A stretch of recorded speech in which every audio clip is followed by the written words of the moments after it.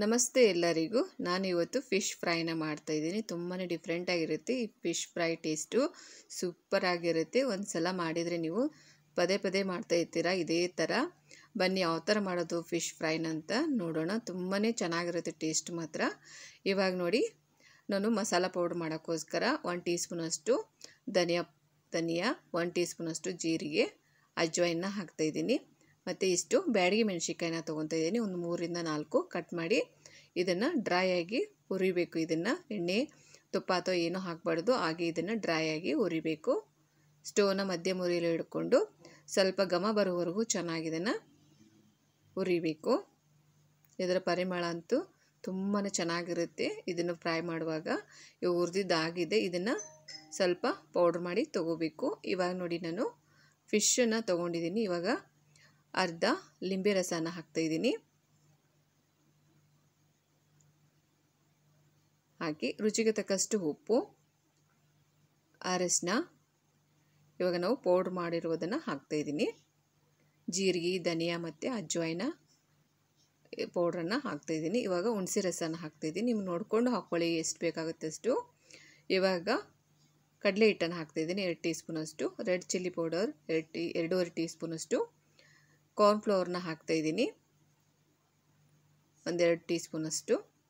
ಹಾಕಿ ಚೆನ್ನಾಗಿ ಇದನ್ನು ಮಿಕ್ಸ್ ಮಾಡ್ಕೊಳ್ಳಿ. ಎಲ್ಲ ಕಡೆ ಚೆನ್ನಾಗಿ ಉಪ್ಪು ಖಾರ ಚೆನ್ನಾಗಿ ಅದು ಹತ್ಕೋಬೇಕು ಪೀಸಿಗೆ, ಅಲ್ಲಿ ತನಕ ಚೆನ್ನಾಗಿ ಮಿಕ್ಸ್ ಮಾಡ್ಕೊಳ್ಳಿ. ನೋಡಿ, ಈ ರೀತಿ ಮಾಡ್ಕೊಳ್ಳಿ. ಡಿಫ್ರೆಂಟಾಗಿರುತ್ತೆ ಟೇಸ್ಟ್ ಮಾತ್ರ. ನೀವು ಪ್ರತಿ ಸಲ ಮಾಡಿದಾಗ ಇರೋದಕ್ಕಿಂತ ಟೇಸ್ಟು ಇದು ತುಂಬಾ ಡಿಫ್ರೆಂಟಾಗಿರುತ್ತೆ. ಒಂದು ಸಲ ಟ್ರೈ ಮಾಡಿ ನೋಡಿ. ಇವಾಗ ಶುಂಠಿ ಬೆಳ್ಳುಳ್ಳಿ ಪೇಸ್ಟನ್ನು ಹಾಕ್ತಾಯಿದ್ದೀನಿ ಅರ್ಧ ಟೀ ಸ್ಪೂನಷ್ಟು.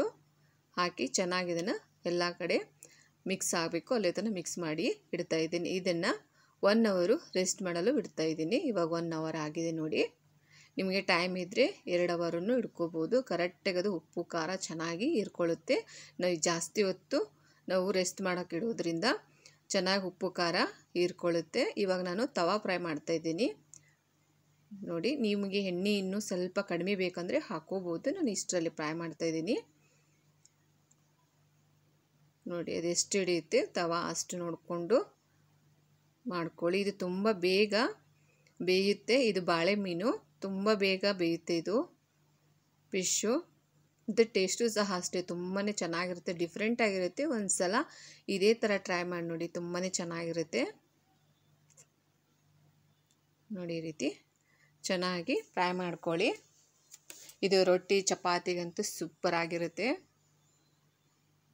ಚೆನ್ನಾಗಿ ಇದನ್ನು ಫ್ರೈ ಮಾಡ್ಕೋಬೇಕು. ಇದು ಎಣ್ಣೆ ತುಂಬ ಬಿಡುತ್ತೆ, ಹಾಗಾಗಿ ನೋಡಿಕೊಂಡು ಎಣ್ಣೆನ ಹಾಕಿ ತುಂಬ ಹಾಕಕ್ಕೆ ಹೋಗ್ಬಾರ್ದು. ಇದನ್ನು ಆದಷ್ಟು ತವಾ ಫ್ರೈನೇ ಮಾಡಬೇಕು. ನೀವು ಆದಷ್ಟು ಇನ್ನೂ ಒಂದು ಸ್ವಲ್ಪ ಎಣ್ಣೆನ ನೀವು ಕಡಿಮೆನೇ ತೊಗೋಬೋದು. ಇದು ತುಂಬ ಎಣ್ಣೆ ಬಿಡುತ್ತೆ. ನೋಡಿ, ಈ ರೀತಿ ಚೆನ್ನಾಗಿ ಹೊಳಿಸಿ ಹಾಕ್ತಾಯಿದ್ದೀನಿ. ನಿಧಾನವಾಗಿ ಹೊಳಿಸಿ ಹಾಕಬೇಕು. ನಾವೀಗ ಹಚ್ಚಿರುವಂಥ ಮಸಾಲೆ ಎಲ್ಲ ಒಂದೊಂದು ಸಲ ಅದು ಬಿಡೋ ಚಾನ್ಸಸ್ ತುಂಬ ಇರುತ್ತೆ, ಹಾಗಾಗಿ ನಿಧಾನವಾಗಿ ಅದನ್ನು ಹೊಳಿಸಿ ಹಾಕಿ. ನೋಡಿ, ನಿಧಾನವಾಗಿ ಹೊಳಿಸಿ ಹಾಕ್ತಾಯಿದ್ದೀನಿ. ಈ ರೀತಿ ನೀವು ಒಂದು ಸಲ ಟ್ರೈ ಮಾಡಿ ನೋಡಿ, ಇಷ್ಟಪಟ್ಟು ತಿಂತೀರಾ, ಅಷ್ಟು ಚೆನ್ನಾಗಿರುತ್ತೆ. ನಿಮ್ಮಲ್ಲಿ ಯಾವುದು ತಂದಿರ್ತೀರಾ ಫಿಶ್ಶು ಅದರಲ್ಲೇ ಮಾಡಿ. ಇದು ಬಾಳೆ ಮೀನು, ನೀವು ಯಾವ್ದು ತಂದಿರ್ತೀರಾ ಮಾರ್ಕೆಟಿಂದ ಅದೇ ಮೀನಲ್ಲೇ ಮಾಡ್ಕೋಬೋದು. ಇದೇ ಥರ ತುಂಬಾ ಚೆನ್ನಾಗುತ್ತೆ. ಆ ಮೀನಲ್ಲಿ ಸಹ ಅಷ್ಟೇ ತುಂಬಾ ಚೆನ್ನಾಗಾಗುತ್ತೆ. ನೀವು ಯಾವ ಫಿಶ್ ತಂದಿರ್ತೀರ ಆ ಫಿಶಲ್ಲಿ ಇದೇ ಥರ ಮಾಡ್ಕೋಬೋದು. ನೋಡಿ, ಚೆನ್ನಾಗಿ ಇದನ್ನು ಫ್ರೈ ಮಾಡ್ಕೋಬೇಕು. 2 ಸೈಡು ಚೆನ್ನಾಗಿ ಇದನ್ನು ಬೇಯಿಸ್ಕೊಳ್ಳಿ.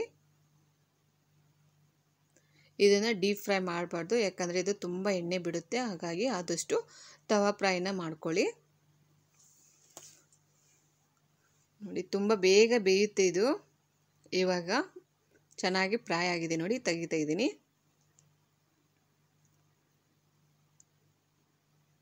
ನಿಧಾನವಾಗಿ ತೆಗಿಬೇಕು. ಇವಾಗ ಇನ್ನೊಂದು ಬ್ಯಾಚನ್ನು ಹಾಕ್ತಾಯಿದ್ದೀನಿ ನೋಡಿ.